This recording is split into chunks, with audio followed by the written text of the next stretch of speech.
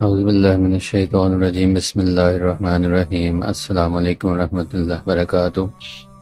ہم نے پہلے ایک ویڈیو بنائی تھی جس کے اندر ہم نے ایک جو وعدہ تھا اللہ تعالیٰ سے، جو سودا ہے کیا تھا، ایک کانٹریکٹ کیا تھا، اس کے بارے میں نشاندہی کی تھی۔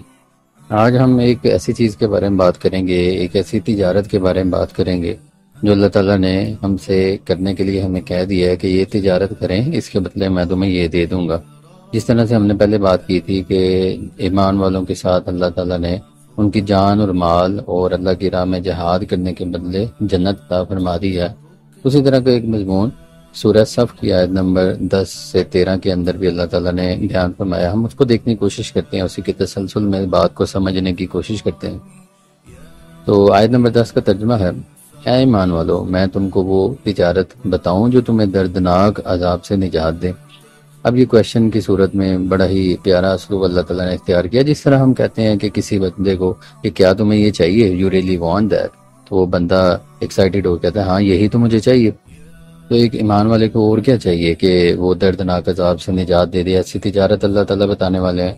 تو اگلی آیت نمبر 11 کے اندر اللہ تعالیٰ نے فرمایا کہ وہ تجارت یہ ہے کہ تم اللہ اور اس کے رسول پہ ایمان لاؤ جس طرح کے ایمان لانے کا حق ہے، اور اپنے جان و مال سے اللہ کی راہ میں جہاد کرو گے، یہ تمہارے لیے بہتر ہے اگر تم سمجھو۔ تو یہاں دیکھیے، اگر ہم 1 2 3 کر کے چیزیں دیکھنا شروع کریں کہ تجارت میں کیا ہم نے کرنا ہے، اللہ پہ اور اس پہ ایمان لے کے آنا ہے، اس طرح کہ جس طرح ایمان لانے کا حق ہے، جس طرح اللہ اور اللہ کے رسول نے بتایا۔ اپنی مرضی نہیں کرنی کہ ہم دین کو یہ سمجھ رہے ہیں، بڑی سری خرافات لوگ کرتے ہیں اور کہتے ہیں یہ دین ہے، ایسا نہیں ہے۔ اس طرح سے ہم نے ایمان لانا ہے، اس اسلام پہ عمل کرنا ہے جس طرح اللہ تعالیٰ نے بیان فرمایا ہے، یہی ایمان لانے کا حق ہے۔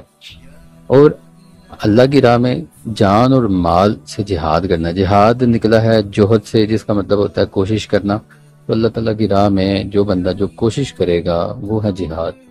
تو جہاد کرنے کا طریقہ بھی ہمیں بتا دیا گیا کہ ایسا نہیں ہے کہ جنگ بدر ہوگی، احد ہوگی یا کوئی جنگ لگے گی تو ہمارا جہاد شروع ہوگا۔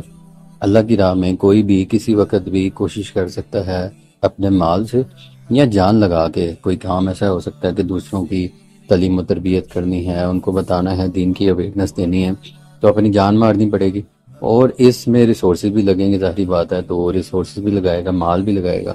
تو یہ جو کوشش کرے گا اس کو اللہ تعالیٰ کہہ رہے ہیں کہ جہاد۔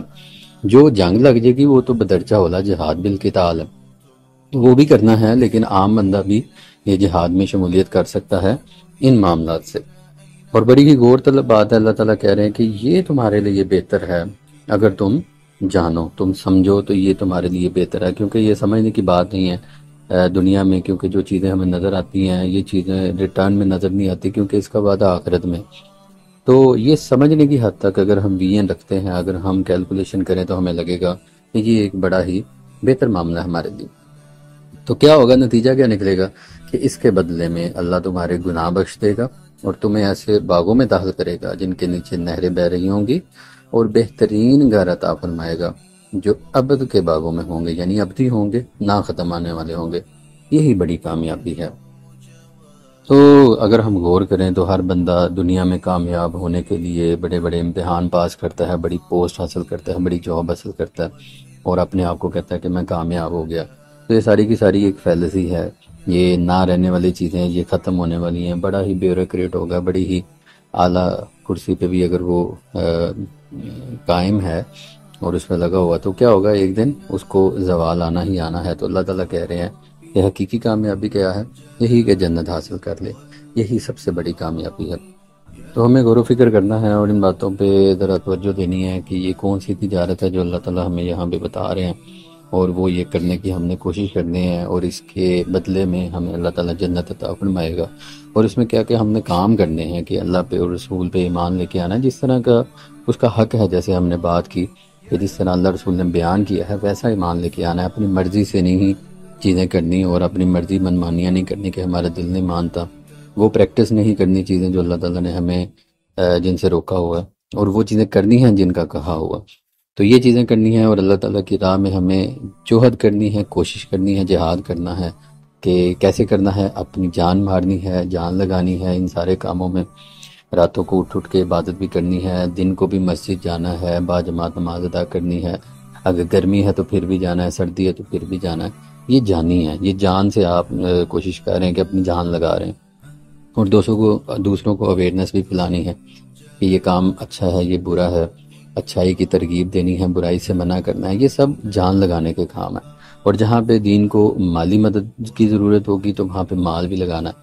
تو اللہ تعالیٰ نے بتایا کہ یہ ایک ایسی تجارت ہے جو کہ تمہیں عذاب علیم سے نجات دے دے گی، اور اس کے بدلے میں اللہ تعالیٰ ہمیں جنت عطا فرمائے گا، اور یہ ہی سب سے بڑی کامیابی ہے۔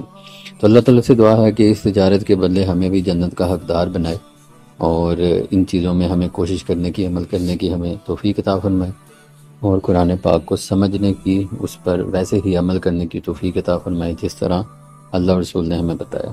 آمین۔ السلام علیکم ورحمۃ اللہ وبرکاتہ۔